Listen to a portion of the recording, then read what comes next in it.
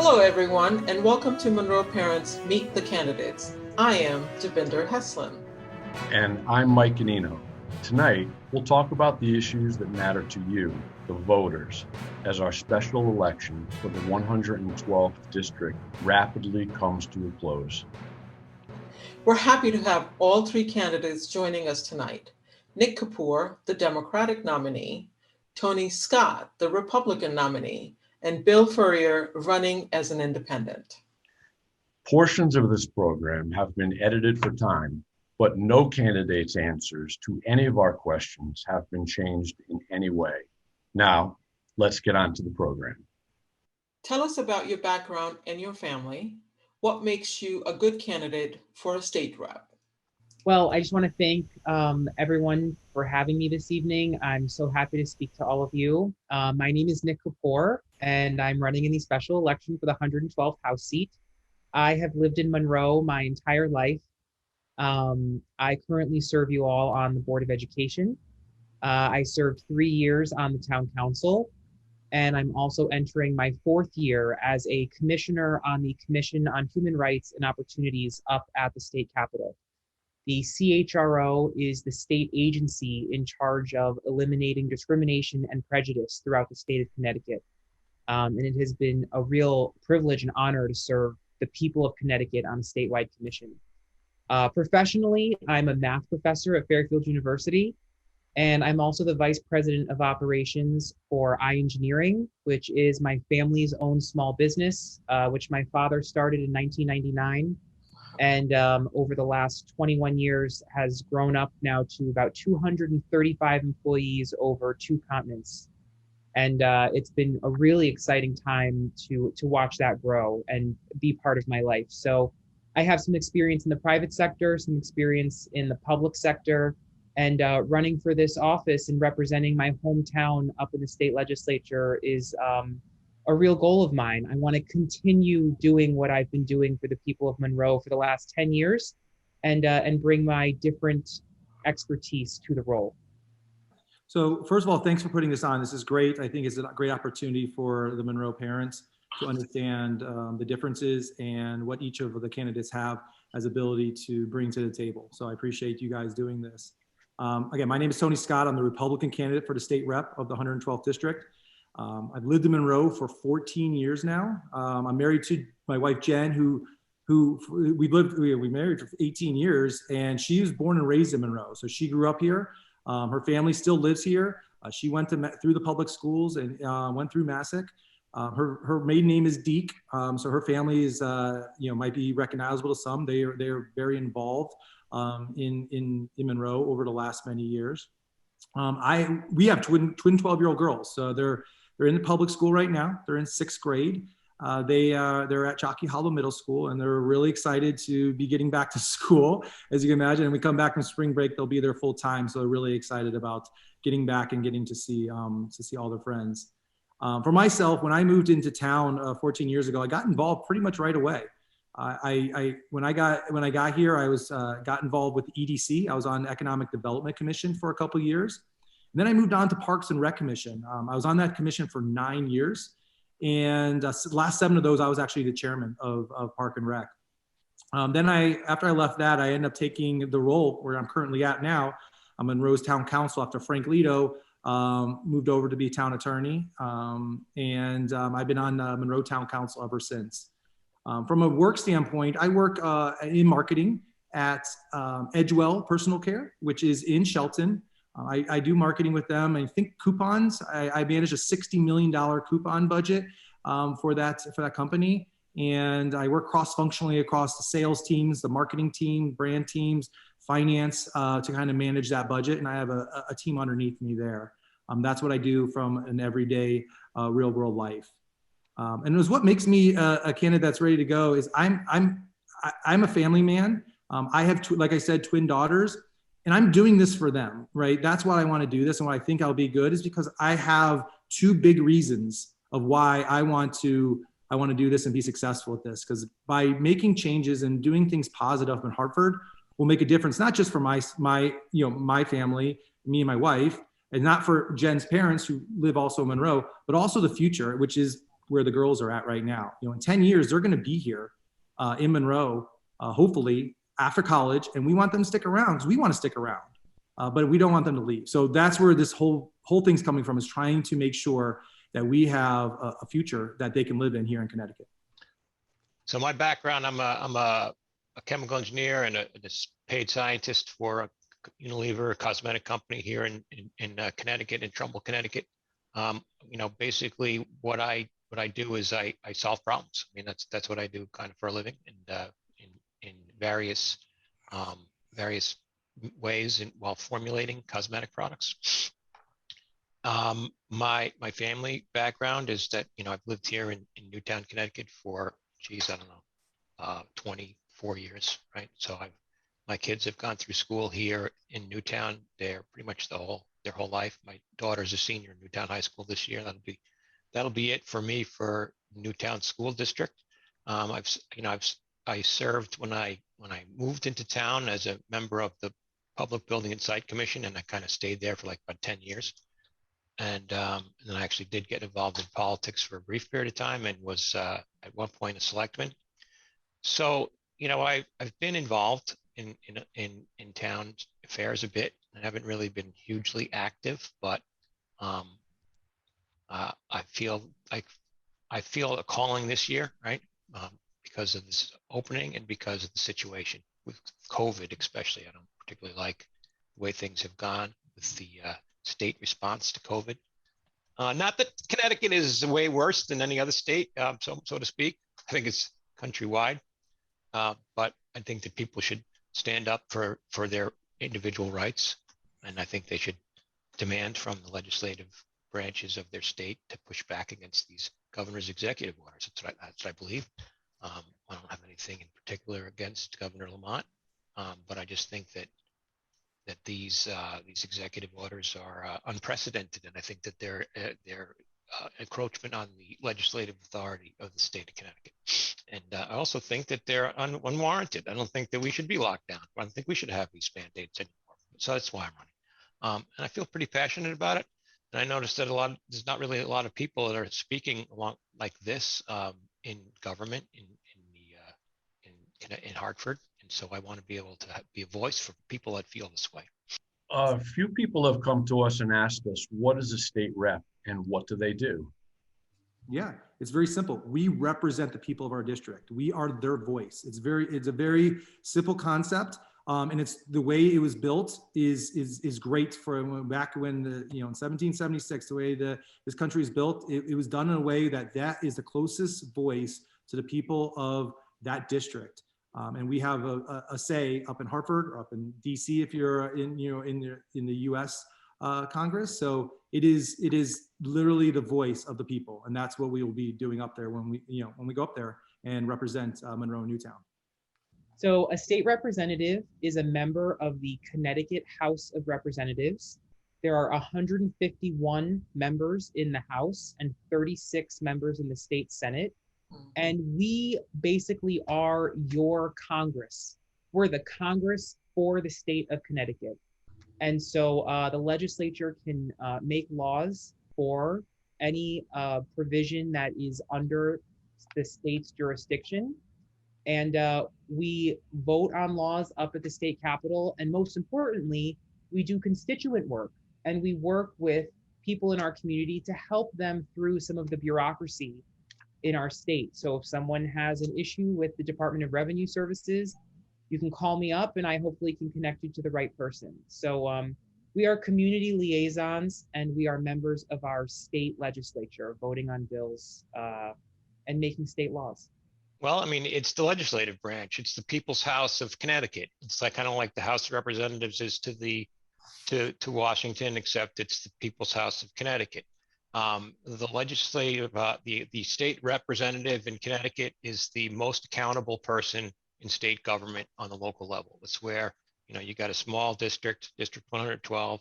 You're supposed to know a lot of your constituents. If you don't, you should learn to get to know them, right? It's an opportunity for people to get to know you. It's the closest, most intimate relationship that you're going to be able to have with the government official that's state or federal level. Only thing more intimate than that is your local municipal government, which is, as we all know, can be very. I mean, we pretty much know everybody right in town, right? That's a beautiful thing, and we love that. And the state level, it's not as easy. Everything gets lost in Hartford. There's very little representation beyond the district that we vote for, and we depend on our representative to be able to speak on our behalf. Moving on to local issues, what do you see as the most pressing issues in the Monroe and Newtown community?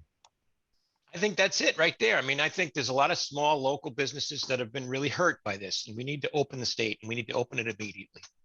It's the most important thing that there is.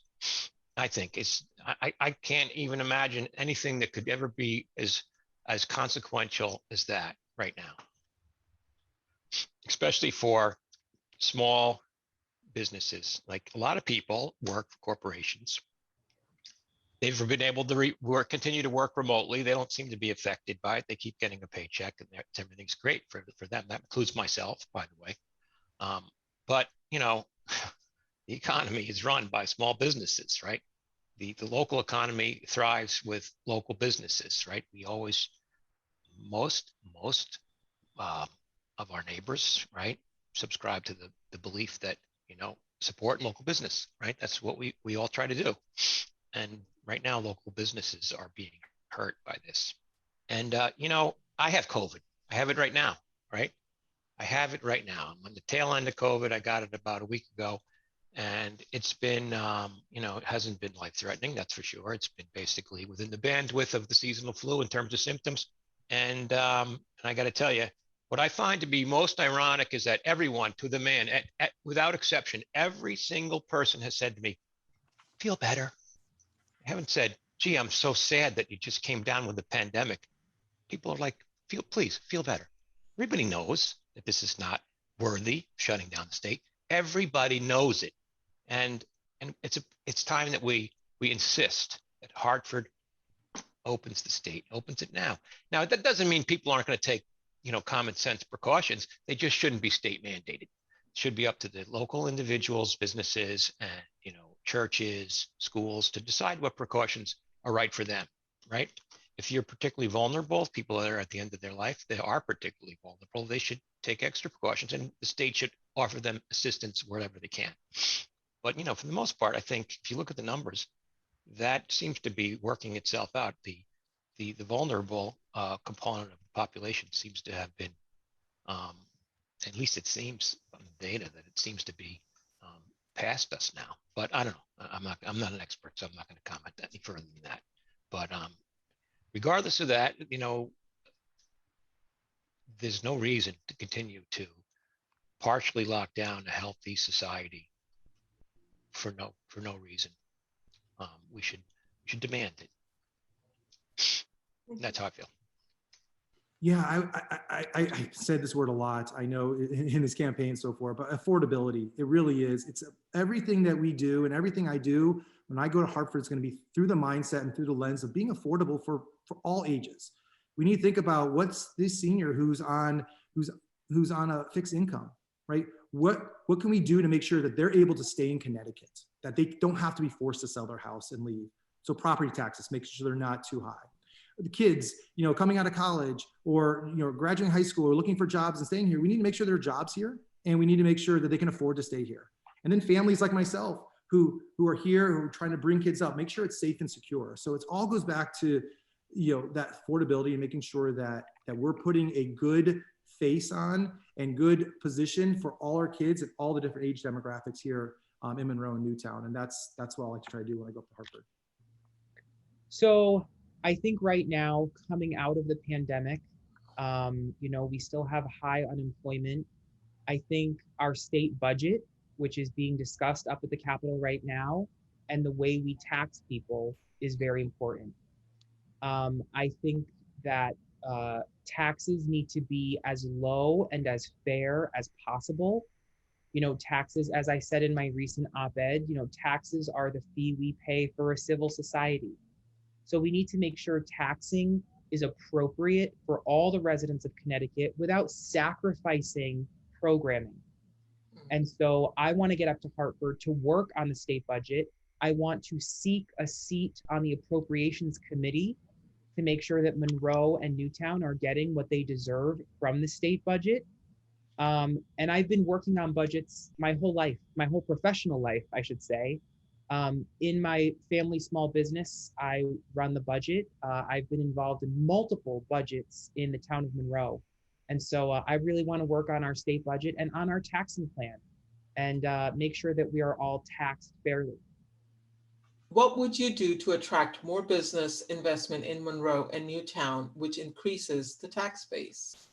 Yeah, I mean, that's a bigger piece for, I would say, for the first selectman, or local town government. But in general, for Connecticut, as a state rep, what I would do is we need to make sure that we're not losing the younger adults. We need to make sure we have talent here. I worked at a company previously that was based in Stanford. They're called Hinkle, and the reason why they moved there was because they left Arizona because they didn't have as much talent there. So they came to Stanford where they can pull a lot of talent from different places.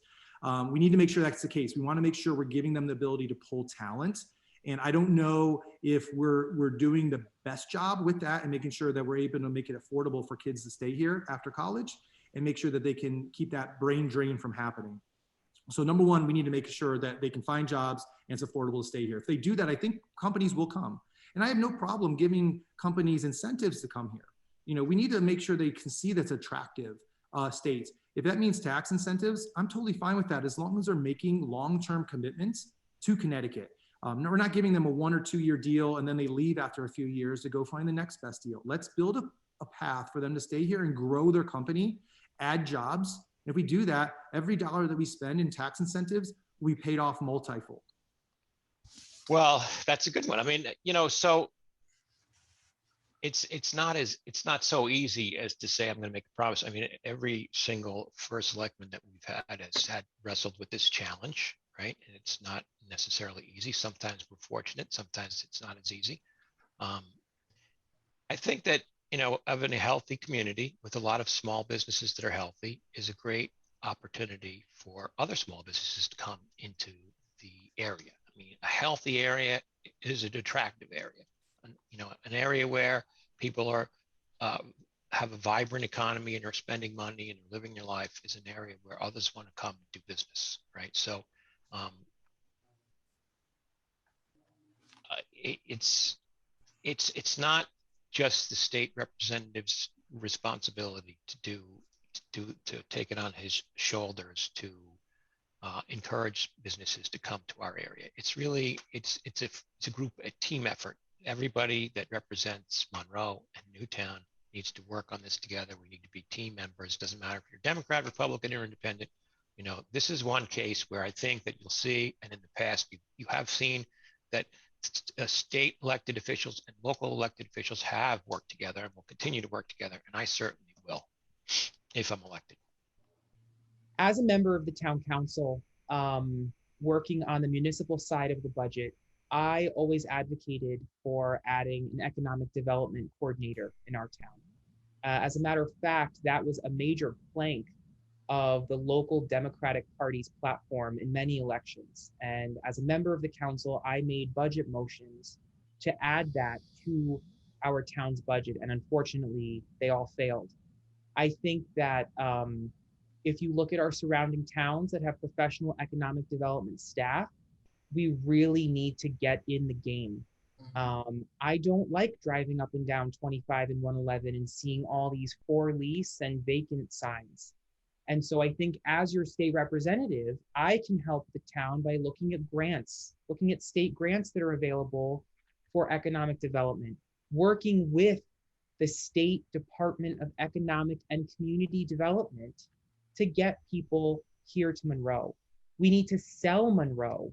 We need to get people into our town. So at the local level, we can lower the tax burden on our homeowners and make sure that all of our businesses are full. And that also, by the way, goes back to taxing, making sure that taxing is fair and appropriate for our business owners, making sure land use laws are fair and friendly to people coming into our town. We can do that at the local level and at the state level.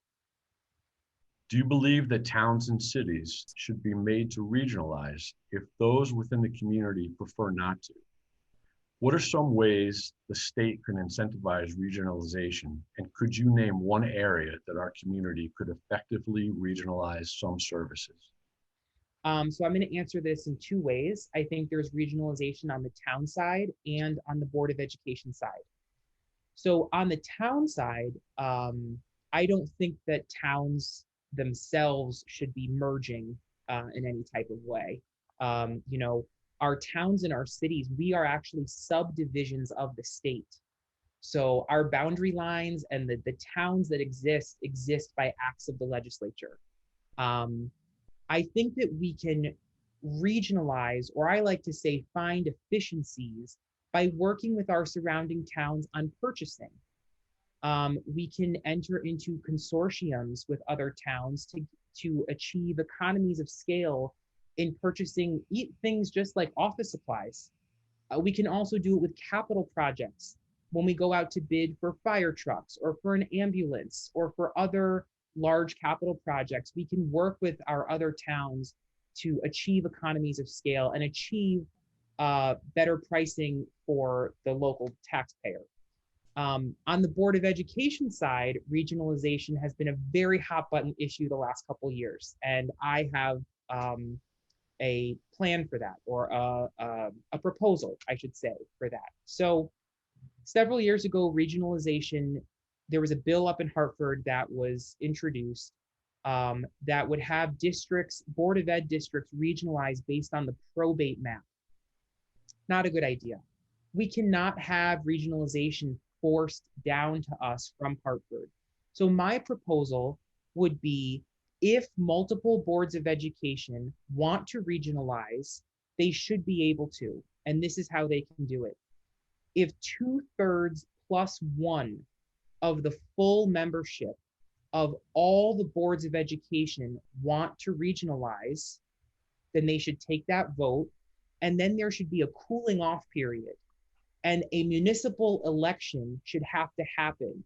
And after that municipal election, if 2/3 plus one of all those boards of education want to regionalize still, then they should be able to start the regionalization process. And what that does is it allows Board of Education members to campaign on regionalization and let the people decide. And it also allows for local control for education where it should be. And so that would be my proposal for regionalization. I believe that local is better than regional. I think the more things that can be done locally, the more control that we have locally, the better. When we start to regionalize, then we start to give up the control over our communities that we currently have, and I don't favor that. Okay. Yeah, if the community does not want to regionalize, it should be a non-starter. I mean, that is a decision to be made by the local elected officials and the voters in towns to make that decision. There should not be a forced upon regionalization for that. That's very clear to me, and it's very concise. That's it. It should not be even a talking point. What I will say though, of course there's ways to regionalization to make things come together. I just look at the fact that I'm working on town council. We're talking about a finance director that's now going to be potentially working across both the Board of Ed and the town side. That's a pseudo way of regionalization. We're coming together and bringing services together, and we're doing that from the Board of Ed to the town side. There's definitely ways we can do that. You see like a health district that we had with Trumbull for years, that there are ways to do it. There's absolutely ways to do it, and where it makes sense for all those towns that's involved. But it should not be forced upon them. It should be their decision and make the right deal for them and what's best for the town and the citizens in those towns. Do you believe that zoning laws should remain at the local level, or should some control be given to the state? Well, I mean, it already is. Some control already is at the state, and that's mandated by the courts, especially with respect to affordable housing. So we already have some zoning that's already outside the control of local zoning boards, right? And again, I still hold to my other comment about local. The more that's local, the better. I think that when a local community gives up control of running their own affairs to somebody who is far away, then it's not going to be as good. right? If you're expecting others to take care of the things that you need, you're going to be disappointed. I think history shows that, over and over and over again, people who depend on others to take care of the things that they need end up disappointed, right? You're much better off if you have control over your local affairs to the most extent that you can. And so I believe that it should stay local as much as possible. Senate Bill 1024, which as we speak today on Wednesday, March 31st, was just voted out of committee today.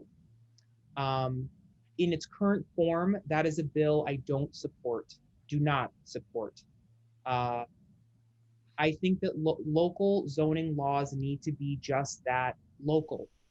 I think that every town in Connecticut has a certain type of character, and it should be local planning and zoning commissions or zoning commissions should be able to address those local concerns. If the state of Connecticut wanted to issue guidelines to towns and cities which don't have the force of law but are more suggestions, then I think the state should do that. And local planning and zoning commissions can adopt what regulations from those guidelines they see fit for their community. I think there are good parts of 1024, but if I had to take an up or down vote on the bill as it currently stands in its comprehensive nature, I would vote against it. Yeah, and this is going to go very similar to my previous answer. Yeah, we have local elected officials for a reason. These are the people our citizens elect to put into office, specifically on the planning and zoning. And we need to trust those people to make the right decisions. We're voting them in. That's if we don't trust them to make those right decisions, then we shouldn't be voting those individuals in. So I support our local town officials in supporting our rights and our town rule and making sure that we make decisions on what's best for the town. So I would like to be as hands-off as possible from Hartford, making decisions what's best in Monroe or Newtown. Moving to issues with state education. With COVID, gaps in technology and access to broadband were exposed nationwide. Would you be in favor of getting a bill passed to make computers and Wi-Fi equally available to every student in Connecticut? I would co-sponsor that legislation. Absolutely. So then then Commissioner of Education Cardona and Governor Lamont last summer, as we were entering the fall with the school system, attempted to close the technology gap in Connecticut. And I believe they say they achieved it. I think they got very, very close, and it took a few more months to get there. But in the 21st century, we should absolutely be at a place where every student doesn't have to worry about a computer or Wi-Fi. That is how our world is today. We are running our whole economy on Wi-Fi and computers, especially a year ago when we were in April and May, we were really running on that. So yes, we need to do it and we need to fund it. And the state needs to make a commitment to fund it because that should not be passed on to local boards of education as another unfunded mandate. Yeah, we should be able to find a way in this day and age that happens. It's sadly though, even in Monroe, there are sections where you do not get good service. You go over by Chalk Hill and you don't get great service over there, right? And it's sad. We need to do a better job of getting that infrastructure built. A lot of that is not necessarily on the state, it's on these corporations to make this happen and make sure that their services are provided. And that's on them. And we should be holding them as customers and in towns, we should be holding them, their feet to the fire to make this happen. They can do this and put this as part of their infrastructure and make sure they're able to provide that to the residents everywhere. And that goes for Bridgeport, that goes to Stamford, Hartford, Ledyard, you pick the city and town that we're at, this should be the same for everybody. So absolutely, Mike, I think we're no way near where we need to be, but we need to put pressure on the utility companies to make sure they're performing the way they should be and providing the right service to everybody.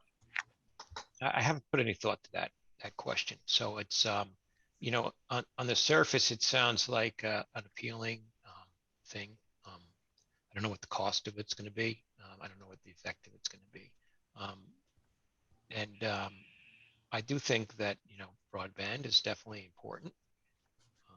But I also have seen from my own experience with a daughter in high school that, this remote learning is not a very good business model for education. It's not very good at all, I don't think.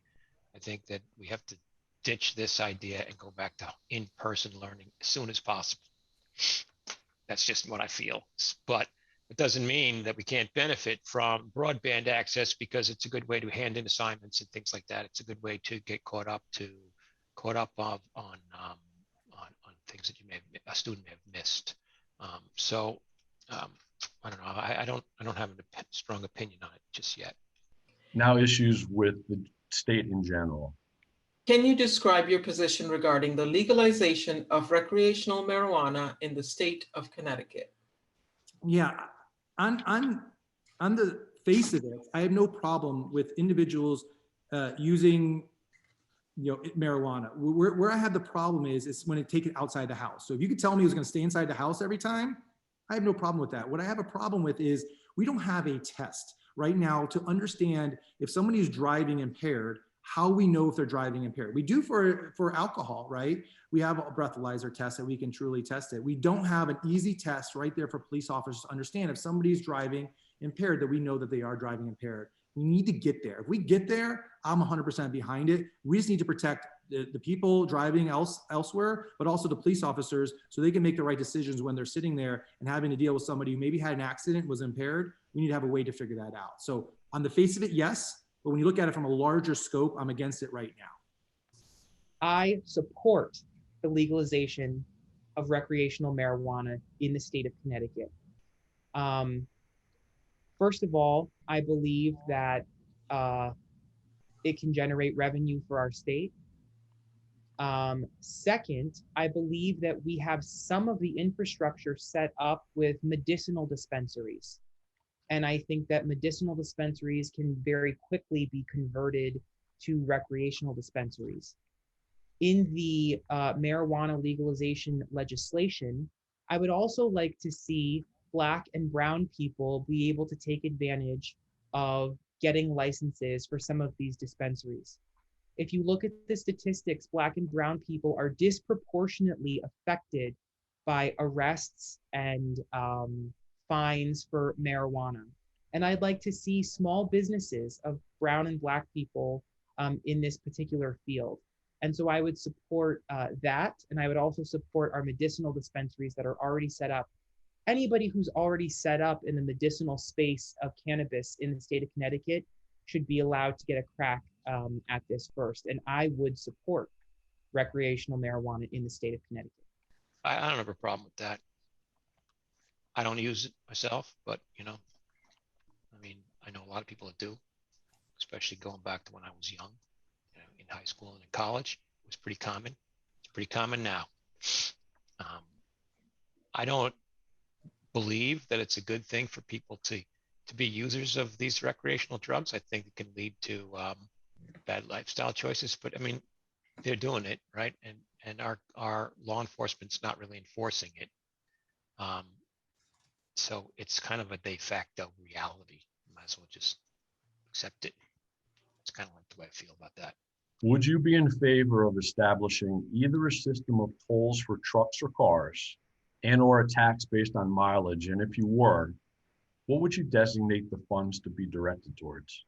And in conjunction with this, would you favor maintaining, reducing, or expanding the gas tax in Connecticut? No, to all those questions. No tolls, no taxes, no increase in gas taxes. None. Zero. That's my vote. So I'm going to take your second question first. The governor's current budget proposal has a 17-cent gas tax increase. That is a no-go for me. We have one of the highest gas taxes in the country, and we cannot add to that. As far as tolls go, I will not support tolls on passenger cars. I would like to see the final disposition of the federal lawsuit that is pending in Rhode Island on truck tolls. If you look at tractor trailers and 18-wheelers, they can do damage to our roads that are 100 and 200 times more that of a passenger car. I'm not saying that I would vote on a bill for truck tolls, but I am very open to researching and hearing both sides on truck tolls and seeing the revenue generation that could come from that. I would vote no on any bill for tolls on passenger cars. We are the only state on the eastern seaboard that does not have any type of toll. And the arguments for tolls, I think, can be persuasive. So when we go to other states, we pay tolls to Massachusetts. We pay tolls to New York City. I think it's something like $100 for a tractor trailer to get over the GW. Imagine if we had that type of revenue going over some of the bridges in Lower Fairfield County for our state. So those arguments can be persuasive. At this particular time in this economy, we can't put that on regular passenger cars, but I would like to investigate truck tolls more. So to answer your first question, there wasn't a neither as an answer, but that's my answer is neither. I don't want tolls, and I don't want to increase. I don't have a gas tax. Again, we're going back to the word affordability for me, and that doesn't sound affordable to me for people, having to commute, travel up and down 95 corridor, wherever they might go. So no, I'm definitely against both of those. I would say that, to answer your last question, do you want to reduce, increase, or keep the same? I definitely say reduce that.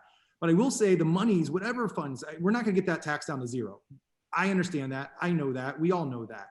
But we want to try to limit that tax amount and burden on the residents of Monroe and Newtown, but also everyone throughout the state of Connecticut. But those dollars that do get generated, need to make sure we're going to the right place. We talked about the lockbox earlier. We need to make sure that those dollars are literally getting funneled for transportation. Make sure that dollars stay there, help bridges, help roads, and not make sure that money falls out somewhere else to go maybe backfill a pension or somewhere else that might be a great reason to go and take that money somewhere else, but that's not the purpose of that money. That money was originally for that purpose of roads and transportation. We should keep that money there and then figure out other ways to do the pensions if we have to figure out that hole.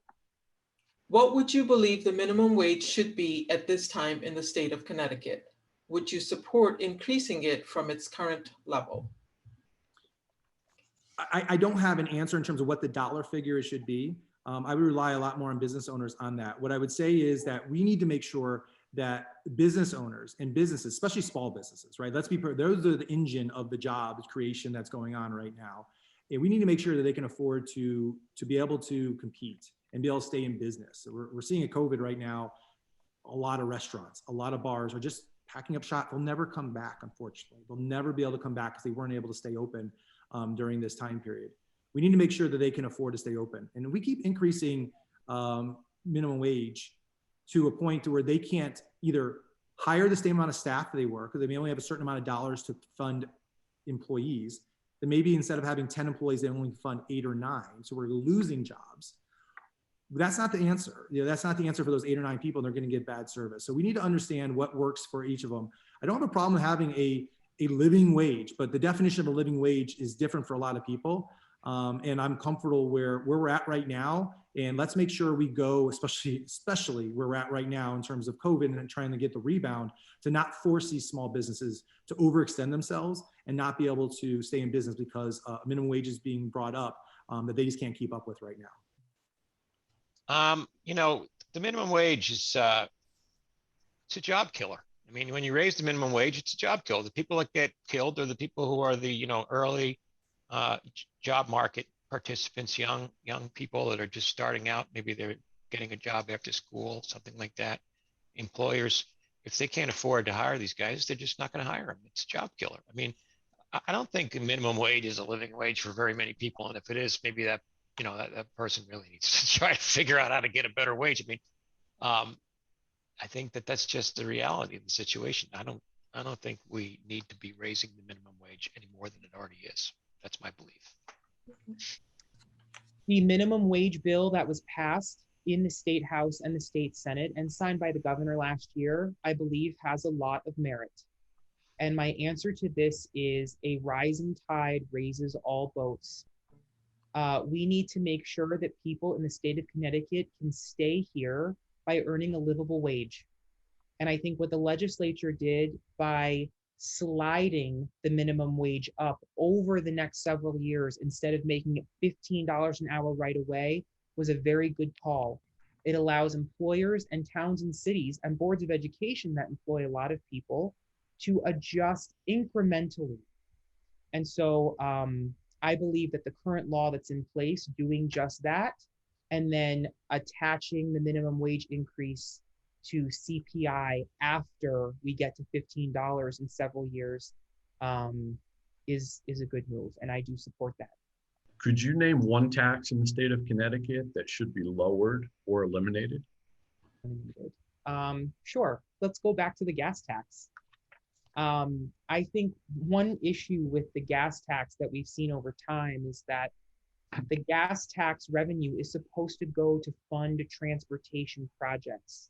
And a lot of time that money gets diverted to the general fund to go to different things. If we are not going to fund transportation and infrastructure projects, then we should be lowering our gas tax. That hits everybody. And so that's one tax that I would like to look into. There are other spaces where I believe that we need to really look at taxation. So for example, last year or the year before in the state legislature, they eliminated sales tax on feminine hygiene products. I believe in that. I think that was a good bill. I would have voted yes on that bill.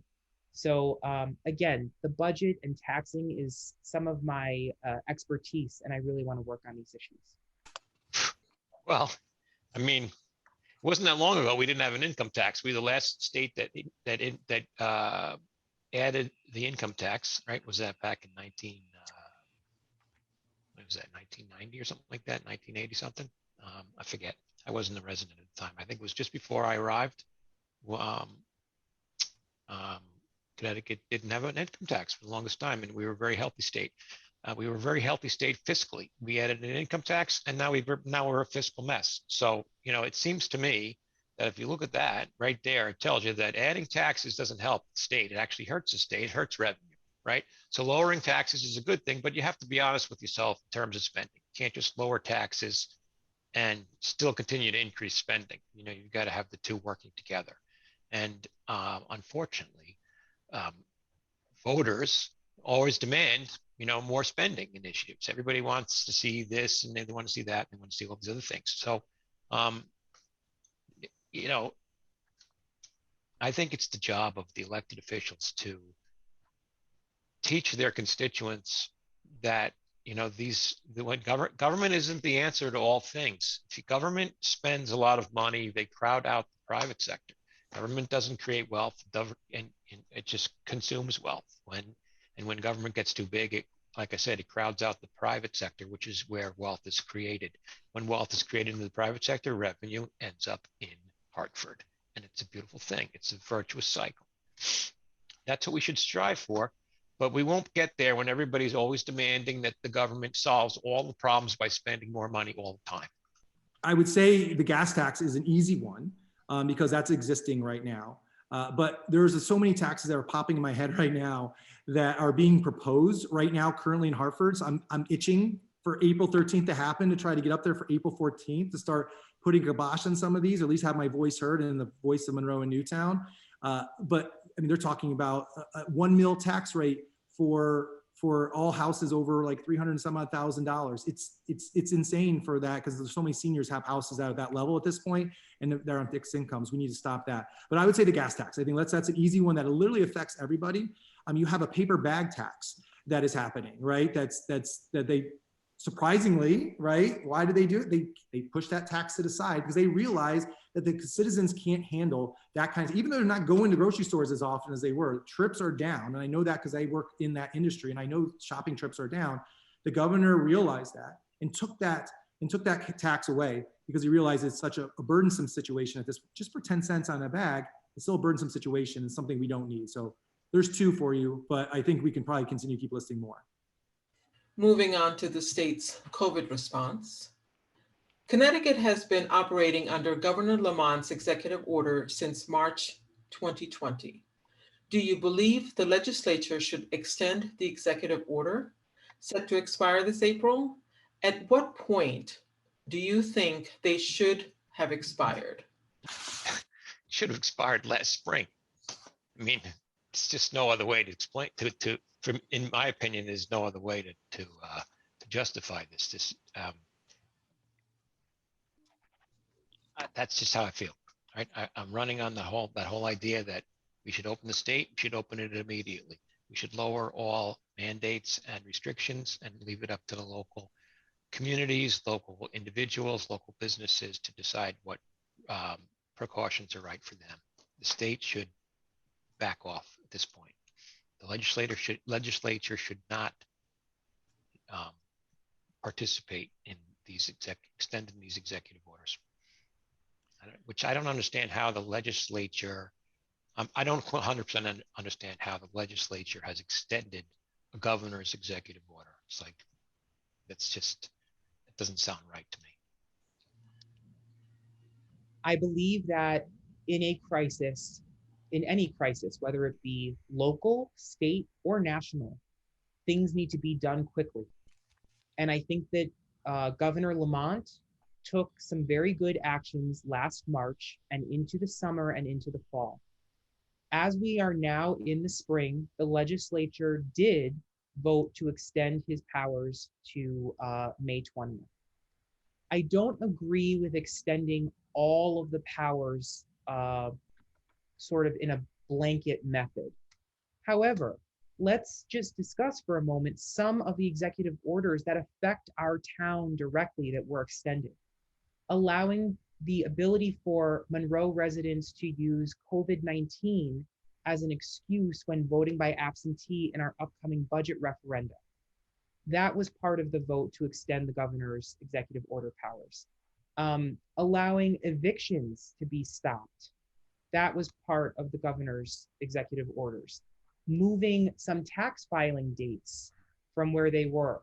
That was part of the governor's executive order powers. So I think that we could have gone through them a little bit more instead of making one blanket vote, but there are a lot of good executive orders that have been extended through May 20th. However, I think that the legislature, through their public hearings, through their committee votes, have been reestablishing themselves as a co-equal branch of government. There was an amendment that was added to the resolution to extend the governor's executive order powers by the Republicans that said if the governor declared a state of emergency, the legislature would have to review the powers that he was using within 7 days. That is not an amendment I agree with. We can't predict the future. There might be something that happens in the future where the legislature, all 187 members, can't convene for 7 or 14 or 21 days.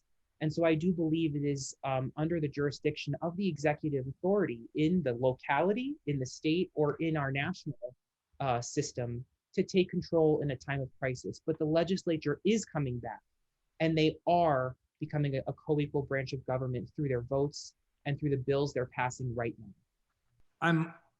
I'm hoping that's one of the first votes that comes up when I get there. We need the elected officials back, helping make decisions on how to move forward. There's going to be billions of dollars that are going to be coming into the state of Connecticut from funding for COVID. We need to have the not even just Republicans, we need to have the representatives and the senators to have a say in how that's going to be spent out and how that's going to be given out. It should not be up to the governor to make executive decisions on some of this. So yeah, I'm for right now letting it expire when it does at the end of the month. Well, I guess it's not April yet. It'll be April in a couple hours. So at the end of April, letting it end and not extending it any further. He's had over a year, and I think that's enough. It's time for the legislators to do their job and have a seat at the table and make sure that they have a say and be the voice for the people in Monroe and Newtown and all their towns of how that dollars are going to move forward and how we're going to move forward as a state in this precarious time that is this COVID rebound session. Do you believe that federal stimulus money should be used to expand existing state programs or create new ones? How would you continue to fund these programs after the federal stimulus funds are no longer available? Um, wow, that's a great question. So the state of Connecticut, based on the last analysis from the Nonpartisan Office of Fiscal Analysis, we're projecting an $800 million surplus in our state budget. We're getting $2.6 billion in coronavirus relief funds from the federal government. And our rainy day fund is at the highest it's ever been in the state of Connecticut, around $3.5 billion, I believe. So if we get money from the federal government, I believe that we need to use that money to plug some of the holes in our state government that coronavirus has created. Um, I think that means helping people with their taxes, with their state income taxes in DRS. I can tell you, being as a commissioner on the Commission on Human Rights and Opportunities, we are down a few staff members, and there are a lot of cases that are backlogged. And some of that is just due to the delays in COVID and technology. We need to, we need to use some of that money from the federal government to bring our state government into the 21st century, to bring our state government into a place where technology is ubiquitous and all the residents of the state of Connecticut can use it for many different things. The second big part of federal money is for transportation and infrastructure projects. I don't think that Connecticut has gotten its fair share back of money from the federal government for transportation and infrastructure projects. We need to fight for that money. We need to fund projects that we want to fund for transportation. And by the way, that includes roads and bridges, but it's not just that. It's improving our electrical grid. It's improving the things we spoke about before, closing the technology gap for our students. It's about enhancing the green technology grid in Connecticut and creating a whole new class of jobs in Connecticut in the green industries. So those are the places where I'd like federal money to go. Yeah, we have to look at it as a one-time fix. It is. This money's coming in as a one-time situation. A lot of these funds that will come in and have been coming in for months, and we see our tax. We're actually at a a surplus right now in the state, and a lot of that's because of the federal tax dollars that have come in. Right, it's almost like one-time hits. We had a situation where there's a lot of unemployment that's being paid out, additional unemployment that's coming from the federal government, and those dollars get taxed. You're on unemployment, you get taxed on those dollars, and those dollars are coming into our coffers, but that is something that is coming from the federal government. So it's almost like it's a pseudo way of them shifting the money from federal government to state, but that money is not going to be here all the time. So we need to be very, very careful of how we're doing things as we move forward. That is not going to put us in a bigger hole. It's kind of like unfunded mandate. We have a situation where we establish a new program, which is great and maybe makes sense, but how are you going to fund that next year and beyond? And if you can't have a solution for that, then to be honest, we shouldn't be doing it. We can't be doing it as a plan that's going to be a new program, new system as we move forward. We need to understand where that funding is going to come from before we move forward as a long-term adventure. Well, everybody loves federal bucks when they come your way. It's like free money, right? But federal money comes with strings attached, almost always. Very rarely does Washington give states money and say, here, here's free money, don't worry about it. You don't have to really do anything except spend it. Usually it's, here's the free money, and after it runs out, you guys got to pony up money after that point. And that can be a real problem, right? That can be a real problem. I think that Connecticut has often become accustomed to the fact that the feds are going to come save the day with another round of stimulus. So, and for the most part, they pretty much have, right? But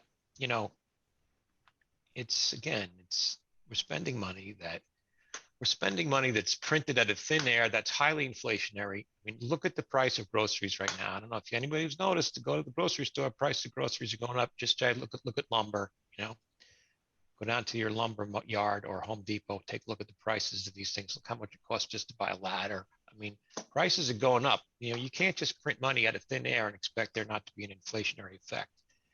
You can't create wealth with a printing press. You can't pay people to not work, give them money so that they can buy stuff that they didn't produce, and not expect there to be shortages, not expect there to be price increases. increases. So yeah, if the Fed want to give us money, if Washington wants to give us money, then we should absolutely take it. But if it comes with strings attached, then we should think twice about it. If you could change one thing about the state's response to the pandemic, what would it be? So a lot of people don't know that I'm a type 1 diabetic, right? So I am what you would consider have a pre-existing condition that has a true bigger issue of potentially catching COVID and the results of that. My biggest issue has been with the governor because it truly affects me and affects other people. I've talked to some cancer people in the last 6 weeks now that have cancer that are worried. They're younger. So I'm 44 years old. So I am not eligible until about 3.5 hours from now. I'm not going to be eligible to be able to get my vaccine. And we've put teachers in front of that line. We put people who are older ahead of that line, but without looking at people with pre-existing conditions. So that the number one issue I have is that situation. You have people who are not in a great health situation or potentially could be in a worse health situation if they got COVID. And those people were pushed to the side. After the governor had clearly said all along that he was going to allow them to do that. And then all of a sudden he said, we couldn't work it out. As someone who has type 1 diabetes and who has done all the things, wear a mask, stayed home a lot, social distance, I don't accept that. I've had to now be even more worried and concerned because of that. And that's probably the number one reason that I don't like what has happened in terms of the COVID rollout. That being said, there are a lot of good things. We have a lot of vaccines coming here. So we're moving forward. We're doing a really good job in terms of getting people vaccinated, which is great. I look forward to seeing how the system works tomorrow. I've heard a lot of bad things about VAMs. I don't have firsthand experience of that yet. So I'm looking forward to getting into that and understanding a little bit more firsthand. But yeah, between VAMs and me not be able to get the vaccine as someone who has type 1 diabetes, those are my two biggest issues, I would say. I think that, well, first of all, I wish we could have gotten, vaccines faster. I think our governor and the distribution channels that he opened up for COVID were done very well. As of tomorrow, April 1st, anybody can schedule their first shot. So I think, we were able to get a lot of shots in arms very quickly. If there's one thing I would say that I would like to change, perhaps it would be getting those shots faster. A lot of the executive orders that the governor had to do last year, a lot of people didn't like.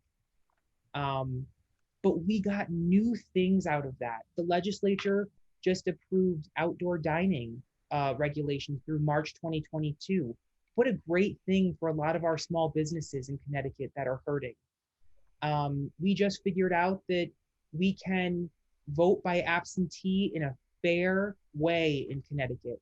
I support the constitutional amendments up at the state capitol right now for no excuse absentee voting and early voting. We need to bring our state and our voting into the 21st century.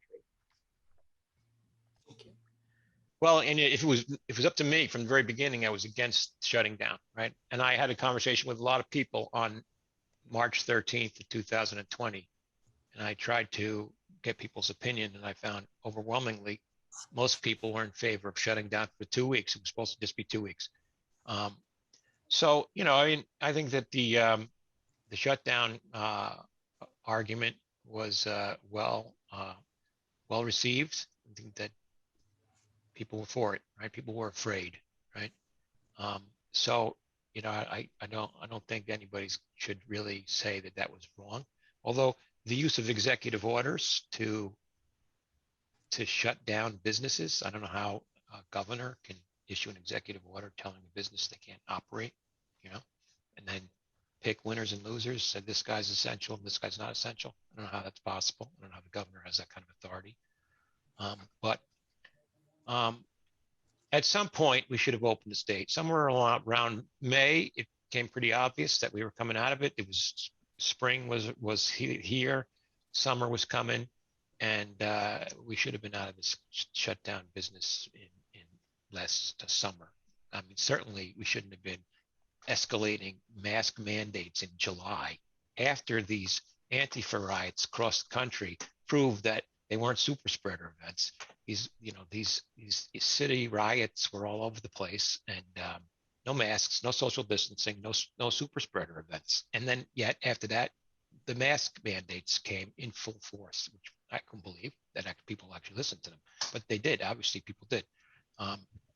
So it is what it is. Here we are. It's a year later, and I think it's time. I think everybody pretty much knows that that's really just a pretty strong flu-like thing, and that there are some people vulnerable and they can be protected, but the rest of us, we should go on and live our life.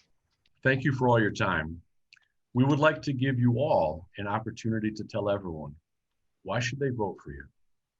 So again, you've heard my point about COVID. I'm not going to say that again. I know that there are people that are still afraid, and that they want to slowly reopen the state. They want to maintain social distancing and mandates, and they want to maintain reduced occupancies in businesses. I know there are some people that believe that. I would argue. I mean, look at me. I've got COVID right now, and everyone keeps saying, feel better. Hope you feel better. Hope you feel better soon. I mean, that it's not something that really we need to stay locked down or partially locked down. We don't need it. America is the land of the free and the home of the brave. Right now, with COVID restrictions, we're not free, right? And collectively, not individually, collectively, we're not being brave, right? I mean, I think that we're not. We just need to face this now. It's been a year, and I think it's time to just say, let's just do it. Enough people have had it. Enough people have been vaccinated, and there'll be some more people that get the flu-like symptoms. But it's not worthy of locking down the world when people say, I hope you feel better soon, when you have it, and when everybody knows that it's just an inconvenient kind of flu-like experience. So let's just open it up. The other thing about me is, I just want people to know who I am. I'm definitely old school, constitutionally limited government. I think that the job of the government in America is to serve the people, and first and foremost, to protect the individual rights of each person, right? And I think that that when we have constitutionally limited government and separation of powers that's adhered to, when each branch of government fights to defend their own constitutional turf against encroachment from the other branches, then that is the best way to ensure liberty. That's the best way to ensure that we can pass freedom and liberty down to our children and their children. When we allow for the concentration of power into the hands of a few people or a few magistrates in one branch of government, then the whole constitutionally limited government system is shot. It's out the window, and we have something else. We have the making for the abuse of power. And power is corrupted, right? Power corrupts, and absolute power corrupts. Absolutely, we know that. So, the American form of government, constitutionally limited, separation of powers, things like that, the charter system, home rule for the local municipalities. It's a beautiful system, but we need to participate in it. More people need to participate in it so that it remains safe and that it remains defended. I will defend that system of government as best as I can, and I will not compromise those values. Great. Thank you both so much for having me this evening. I am very excited for this race. I'm very excited for this opportunity. As I said before, I believe I bring some very unique experiences to this role. I have grown up in Monroe, and I've been working for the people of Monroe over the last 10 years. And I see this role as an extension of what I've already been doing.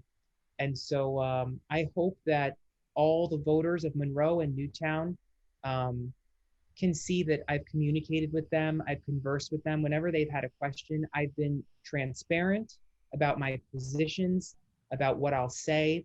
I've tried to get people information whenever they've asked for it, and I want to continue to do that as state representative. I love Monroe. I love Connecticut. I bought my first home here because of that, and I want to keep being a public servant and working for the people of Monroe. Yeah, I appreciate that. Listen, I really appreciate what you guys have done here. This is great that we were able to do this. It stinks we weren't able to do it the way we all agreed to, but I appreciate you guys, rolling with the punches, making this work. And hopefully this is great for all the people. You got a ton of people on the pages, and let's make sure they can see this and hopefully give them some feedback and understanding of each of the candidates and what they're about. But I just want to reiterate my campaign is all about affordability. It's about allowing young adults and college graduates to really be able to find jobs and afford to live here long term, not just immediately after college. It's about families feeling safe and secure, children, making sure they're safe going to school. And then seniors, I want seniors to be able to stay here. I want to be able to retire here. Let's be true about that. I want to be able to retire here, just like my wife's parents are, and make sure that we can afford to stay here, even if we have to find ourselves at a point down on fixed incomes.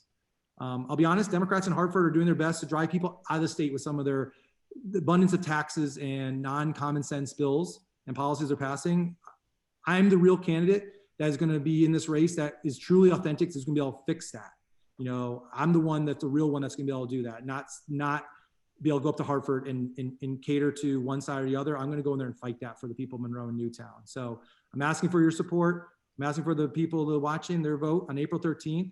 Help take a real step towards affordability. So I really appreciate this opportunity. Be able to talk to everybody, and thanks for putting this together. Thank you everyone for joining us tonight.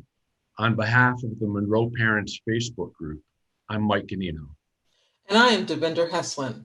We hope you learned something new about each candidate, and that if you were undecided, this discussion helped you make up your mind. And remember to vote on Tuesday, April 13th. And if you're unsure where to vote, contact Town Hall, or feel free to ask the question to Monroe Parents. Your neighbors are always happy to help. Good night, everyone.